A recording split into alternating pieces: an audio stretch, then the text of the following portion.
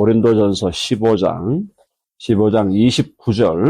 29절에서 34절까지 고린도전서 15장 부활장입니다. 부활장인데 29절이요. 제일 난해 구절이에요. 29절이요. 난해 구절. 자, 거기 보면은 좀 우리가 들을 때 이상한 얘기가 나옵니다. 뭐가 나오느냐? 만일 죽은 자들이 도무지 다시 살아나지 못하면, 이 말은 뭐예요? 부활이 없다면, 이 말이죠. 부활이 없다면 죽은 자들을 위하여 세례를 받는 자들이 무엇을 하겠느냐? 어찌하여 그들을 위하여 세례를 받느냐?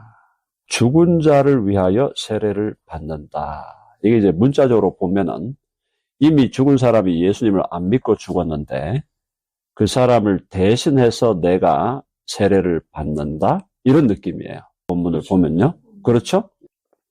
자, 그래서 이제 요 구절을 가지고 몰몬교라고 이단이 있습니다. 이 몰몬교에서는 지금도 내 부모가 예수님을 안 믿고 돌아가셨다. 그러면 내가 대신 세례를 받겠습니다 하면서 대신 세례를 받는 그런 대신 세례를 몰몬교는 행하고 있어요. 그렇게 해석할 수밖에 없을 것 같은데, 그러면 이게 지금 사도 바울이 교회에서 미리 앞서 가신 분들, 돌아가신 분들을 위해서 내가 세례를 받아도 된다는 얘기인가? 그건 아닙니다. 그러니까 지금 이거는 바울이 이렇게 지금 죽은 자들을 위하여 세례를 베푸는 자들이 초대교회의 일부 잘못된 그룹들이 있었다는 겁니다. 그런데 이런 그룹들조차도 부활을 믿기 때문에 그런 잘못된 실천일지라도 부활을 믿기 때문에 그러고 있는 것이다. 그 얘기를 하는 거예요. 그러니까 신뢰를 들 때 약간 극단적인 예를 든 거죠. 그러니까 지금 우리 정통교회와는 다른 저쪽의 어떤 다른 그룹들의 죽은 자들을 위해서 세례를 베풀고 있지 않냐. 그들조차도 부활을 믿고 있다는 거다. 그 얘기를 하고 있는 겁니다. 아시겠죠? 자, 근데 저처럼 이렇게 해석하는 사람들이 학자들, 우리 이제 성경을 전문적으로 연구하는 학자들 중에 한 절반이 그렇게 해석을 하고요. 또 다른 절반은 이거는 번역을 조금 다르게 해야 된다고 보는 게 있어요. 원문을 번역할 때 부활이 없다면 죽은 자들을 위하여로 번역하지 말고 죽은 자들 때문에 세례를 받는다. 그건 뭐냐면 예수 그리스도의 복음을 전하고 죽었던 자들, 그들에게로부터 복음을 전달받았기 때문에 세례를 받는다. 이렇게 또 해석을 하는 학자들이 있습니다. 자연스럽기는 저는 전자가 자연스럽다. 극단적인 예이긴 하지만 이미 죽은 자들을 위해서 세례를 대신 받는 것은 바울이 여기서 인정하는 게 아니에요. 아시겠죠? 그걸 인정하려고 이거 예를 든 게 아니고 그런 극단적인 자들조차도 부활을 믿기 때문에 그렇게 행하는 것과 같이 우리도 당연히 부활을 믿는다. 교회사 2000년 동안 죽은 자를 위하여 세례를 받는다는 것은 교회 정통교회에서는 절대로 허락되지 않았다. 여러분 이해되시죠? 네, 세례는요, 내가 예수님 믿고 내 믿음으로 세례를 받는 거예요. 구원은 1대1입니다. 아버지가 믿었다고 내가 천국 가는 거 아니고요. 또 아버지가 안 믿었는데 내가 믿어서 아버지가 안 믿으니까 내가 지옥 가는 것도 아니에요. 나의 믿음으로 가는 겁니다. 여러분 이해되시죠? 네, 나의 믿음으로 가는 거기 때문에 세례를 받는 것도 나의 믿음으로 세례를 받는 거예요. 안 믿다가 돌아가신 분들을 위해서 내가 세례 받는다고 아무런 유익이 없는 겁니다.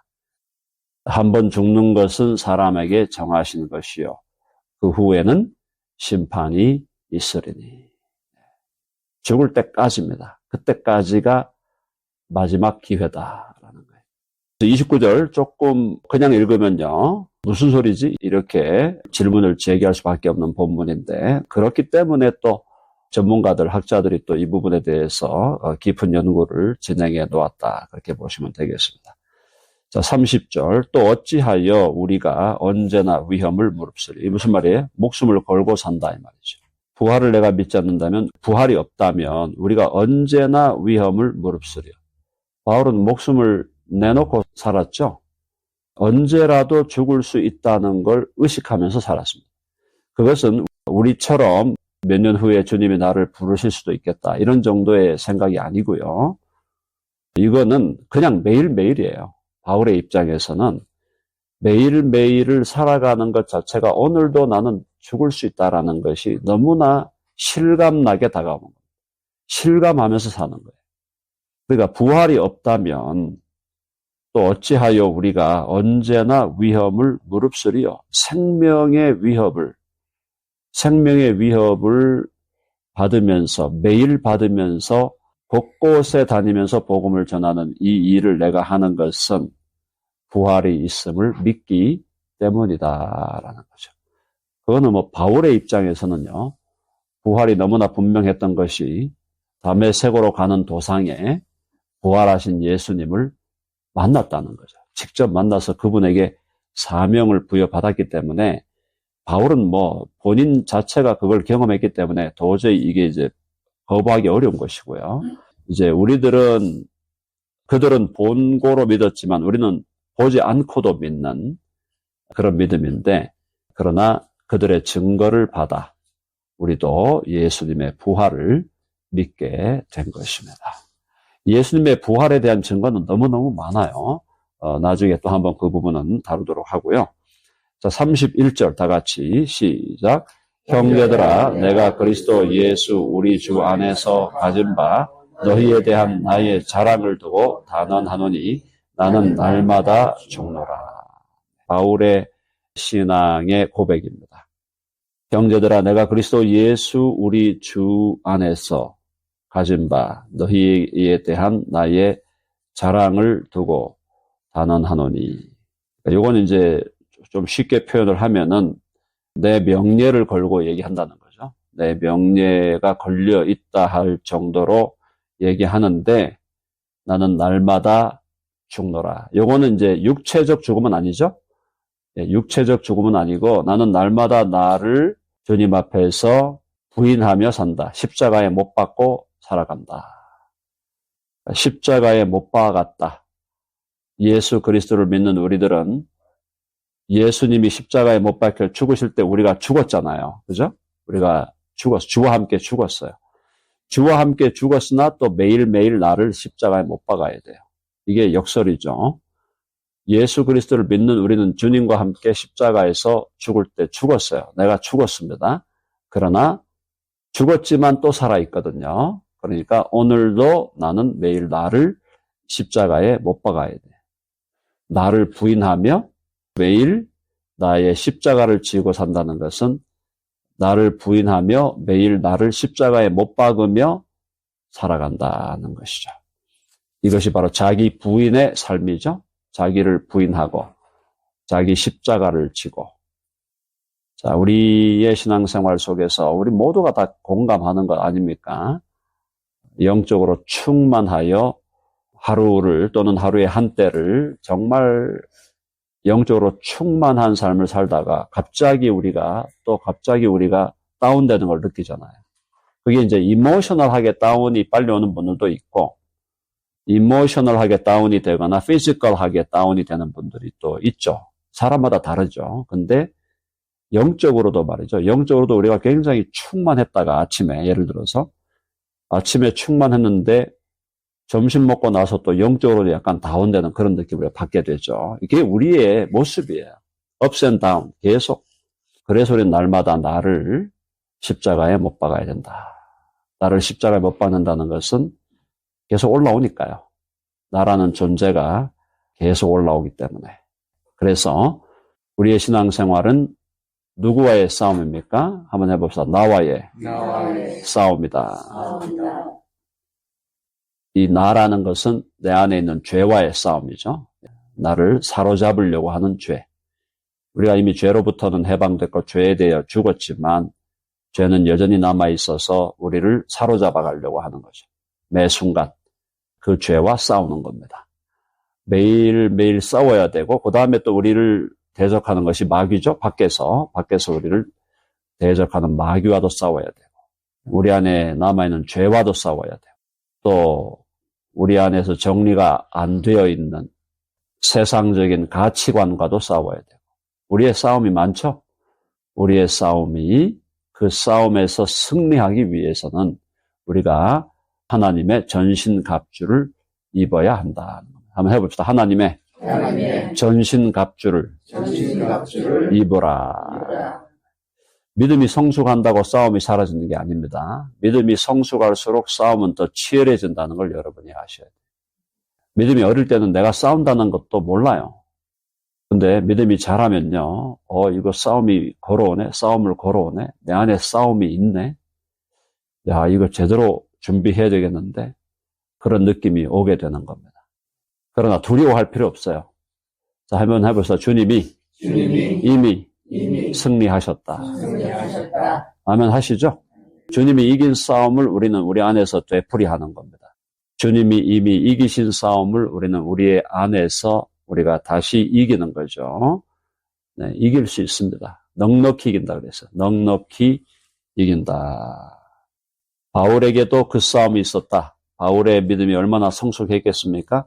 그래도 그는 날마다 자기를 죽여야 되는, 날마다 자기를 십자가에 못 박고, 날마다 자기를 부인하고, 날마다 주 앞에서 자기가 아닌 내 삶의 왕좌에, 내 삶의 보좌에 주님이 앉으셔야 되는, 한번 주님이 앉으셨지만 매일매일 매순간 주님이 내 보좌에, 내 보좌 위에 앉으시기를 바라는 그런 선한 싸움을 싸우면서 살아갔다라는 것입니다. 자, 그래서 32절요. 같이 읽어봅니다. 시작. 내가 사람의 방법으로 에베소에서 맹수와 더불어 싸웠다면 내게 무슨 유익이 있으리요? 죽은 자가 다시 살아나지 못한다면 내일 죽을 터이니 먹고 마시자 하리라. 내가 사람의 방법으로 에베소에서 맹수와 더불어 싸웠다면 내게 무슨 유익이 있으리? 이제 맹수라는 것을 좀 비유로 봐야 되겠죠. 사도 바울이 무슨 사자하고 붙어가 싸웠다, 다윗처럼 그런 게 아니고, 여기서 말하는 맹수라는 것은 영적인 공격 혹은 복음을 공격하는 사람들이겠죠. 자, 그래서 에베소에 있을 때에 영적으로 우리를 공격하는 자들과 싸울 때 사람의 방법으로 싸우면 안 된다 이 말이에요. 사람의 방법으로 싸우는 게 예를 들어 어떤 걸까요? 네, 고소하는 거, 법정에 고소하는 거. 그거 하면 안 된다 그랬습니다. 그죠? 자, 그런 싸움. 사람의 방법으로 싸우지 않았다. 하나님께 맡겼다는 거죠. 있으리요 한 다음에 죽은 자가 다시 살아나지 못한다면, 부활이 없다면 내일 죽을 터이니 먹고 마시자 하리라. 무슨 말입니까? 부활이 없는데 이 땅에서 조심하면서 윤리와 도덕을 지키면서 또 예의를 갖추면서 그럴 필요가 없다는 겁니다. 부활이 없다면, 그러니 먹고 마시자. 향락에 빠져 산들 무엇이 문제겠냐라는. 그런데 부활은 있다. 부활은 믿는 자만 부활하는 게 아니라 믿지 않는 자들도 부활한다 그랬어요. 부활, 모든 자가 다 부활합니다. 그런데 믿는 자들은 생명의 부활로, 믿지 않는 자들은 사망의 부활로 혹은 심판의 부활로 나온다 그랬죠. 부활이 있다는 거, 우리에게는 너무나 큰 희소식이죠. 얼마나 큰 희소식입니까? 부활이 있다는 거. 그래서 우리가 이 땅에 죽는 거, 죽음은 끝이 아닙니다. 해봅시다. 죽음은 끝이 아니다. 끝이 아니에요. 죽음은 새로운 시작이고, 죽음은 영원한 축복의 관문이고, 죽음은 주님을 만나러 들어가는, 주님과의 만남을 위해서 문을 여는 게 죽음이에요. 낙낙낙, 그죠? 낙거를 했어요. 주님이 들어와 문을 열고 들어가는 게 죽음이에요. 죽음에 대한 지나치게 부정적인 생각을 갖는 것은 성경적이지 않습니다. 성경이 그렇게 얘기하지 않는데 죽음에 대해서 그렇게 부정적으로 생각하는 거, 네, 그거는 아니다. 여러분 아멘 하시죠? 아멘. 네. 낙낙낙 해서 주님의 문을 들어갑니다. 성욱이 들어와. 그러고 문 열고 들어가는 거예요. 그게 죽음이에요. 자, 그 다음에 먹고 마시자 하는 사람들이 있다는 거죠. 33절 속지 말라. 악한 동무들은 선한 행실을 더럽히나니. 그 악한 동무들이 누구냐? 먹고 마시는 자들이죠. 야, 부활이 어디 있냐? 죽으면 끝이야.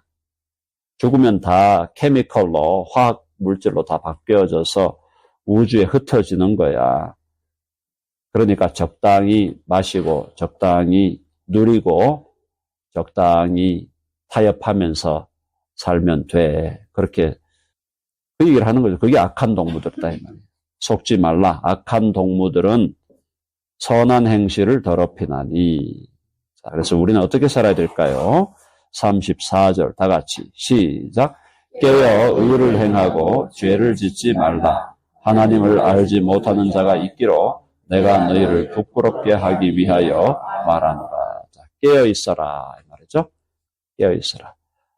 마귀가 너희 대적 너희 원수 마귀가 우는 사자와 같이 삼킬 자를 찾아 두루 다닌다 그랬어요. 마귀가 으르렁거리는 사자와 같이 돌아다닌다 그랬어요. 마귀를 우리가 경계해야 됩니다. 깨어 있어야 된다는 거죠. 정신을 차리고 깨어 있자라는 거고요. 그 다음에 의를 행하라. 의를 행하라. 적극적으로 의를 행하라는 거죠. 죄를 덜 짓는 방법은 여러 가지 있는데요. 적극적으로 의를 행하면 돼요. 시간을 의를 행하는 데 사용하면은 죄를 지을 일이 줄어들 수밖에 없어요. 자, 그러니까 적극적으로 의를 행하고 그다음에 죄를 짓지 말아라. 자, 의를 행하면 어떤 의입니까? 우리가 의를 행한다는 것이 뭐라 그랬습니까? 우리 그리스도인들이 행하는 선한 일은 여러 가지가 있지만 선한 일은 나누는 것이라 그랬죠. 나누는 것. 시간을 나누고 물질을 나누고 우리의 달란트를 나누고 또 레이버, 우리의 피지컬한 에너지를 나누고 그다음에 인플루언스를 나누고 누가 사람 좀 소개해 주세요. 그럼요. 제가 아는 아주 훌륭한 의사 선생님 계시죠. 또 나눠드리고 정보도 나눠드리고 파이낸스, 재정, 내게도 재정이 부족하지만 그래도 단 10불이라도 단 1불이라도 100불이라도 나누겠습니다. 파이낸스 나누고 expertise, 전문적인 지식과 기술이 있으면 나누고 또 사랑을 나누고 그리고 복음을 나누고 나누는 게 선한 일입니다. 그러니까 나누는 일을 하면서 살면은 죄를 덜 짓게 되어 있어요. 근데 나누는 일을 안 하고 계속 받으려고만 하면 죄를 짓게 됩니다. 계속 받으려고 하고 계속 쌓으려고 하고 어디 쌓아놓으려고 그러고 그럼 밤새도록 뭐 증권이 어떻고 주식이 어떻고 그거 보느라고 밤새도록 이러고 있으면 선한 일을 할 수 있을까요? 그렇게 하는 분들한테 물어보니까 이렇게 해서 돈 좀 투자해가지고 돈 좀 벌어서 선교하랍니다. 오 주여 그 귀한 시간을 그렇게 거기에 보내면서 자가당착에 빠진 거죠. 예수님을 믿는 사람들은요 은둔형으로 살면 안 돼요. 은둔형이 뭐 좋은 것 같죠? 예수님이 은둔형으로 살았습니까? 예수님은 자기의 삶을 완전히 공개해놓고 살았어요. 물론 혼자 따로 하나님과 교제하기 위해서는 개인 기도 시간을 가지셨지만 예수님은 자기 삶을 공개해놓고 사는 거예요. 은둔형이 어디 있습니까? 돌아다녀야 돼요. 시간 날 때 돌아다니고 사람 만나서 위로하고 격려하고 필요한 거 있으면 도와주고 그러다 보면 죄질 시간이 어디 있습니까? 혼자 앉아가지고 있으니까 죄 짓는 거예요. 혼자 앉아가지고 있으니까. 물론 이제 질병이 있고 어려움이 있어서 몸을 또 보호해야 될 때 그때는 또 혼자 있어서 잘 자기 몸을 관리해야 되는데 기본적인 삶의 태도가 은둔형이다? 그 예수 믿는 사람 아닙니다. 그런 사람들. 제가 오늘 이렇게 강하게 얘기하는 이유는요. 예수님 믿는 걸 무슨 도 닦는 것처럼 믿는 사람도 있어요. 그런 거 아니에요. 예수님을 닮아. 예수님이 어디 혼자 앉아서 도 닦는 분이었습니까? 예수님이 도 닦는 분이었어요? 예수님은 그야말로 행동하는 양심이었어요. 행동하고 실천하고 오지 말랐는데도 또 때로는 가시다가 그렇게 그러니까 뭐 온갖 사람들이 달라붙어가지고 막 논쟁하고 바리새인들하고 논쟁하고 바리새인들이 얼마나 예수님을 못 살게 굴었습니까? 하는 데마다 와가지고 딴지를 걸고 은둔형으로 살면요. 그런 일도 안 해도 됩니다. 그런 거 왜 경험합니까? 주님이 논쟁도 하시고 가서 치료도 하시고 빵 만들어서 먹이시기도 하시고 예수님 온갖 일을 하시는 행동파로 살아야 돼요. 너무 행동하다가 자기 본질을 잃어버리면 안 되겠죠? 사랑하는 여러분, 제가 이 말씀 드리는 이유는 의를 행한다는 것은 적극적으로 살아가는 거예요. 적극적으로. 여러분 아멘 하시죠? 예수님 믿는 사람이 소극적으로 빠져가지고 있으면 누가 예수 믿겠습니까? 저런 인간 보고 내가 예수 믿어? No way. 안 믿습니다. 제대로 우리가 살아야 된다. 의를 행하고 죄를 짓지 말라. 하나님을 알지 못하는 자가 있기로 내가 너희를 부끄럽게 하기 위하여 말하더라. 부끄럽게 하기 위하여 말한다. 무슨 말이에요? 이 고린도 교회에는 여러 사람이 모여 있는데 엉터리들이 많이 있었기 때문에 그런 사람들 보고 바울이 경고하는 겁니다. 부끄러운 줄 알아. 그렇게 사는 게 제대로 사는 거 아니야. 그래서 우리 덴버 드림교회도 우리가 잘하고 있습니다. 우리 교회는 뭐 지금 잘하고 있어서 너무 순항 중인데 그럴수록 우리가 또 이 마귀는 가만히 있지 않기 때문에 다리를 걸 수가 있습니다. 그러니까 그때마다 우리 경계하고 사랑하는 여러분 예수님을 생각하시면서 사시면 돼요. 우리 삶의 모델은 누구냐? 예수님이에요. 예수님은 주님과 하나님 아버지와 독대할 때는 진짜 혼자 산에 가서 숨어가지고 기도하셨지만 그 외에는 자기의 삶이 완전히 공개되신 분이었어요. 공개되어 사는 거예요. 그렇게 사실 때 그것이 임팩이 있게 된다라는 것이죠. 나눔의 삶, 우리 모두가 실천하며 살아갈 수 있기를 간절히 바랍니다. 네.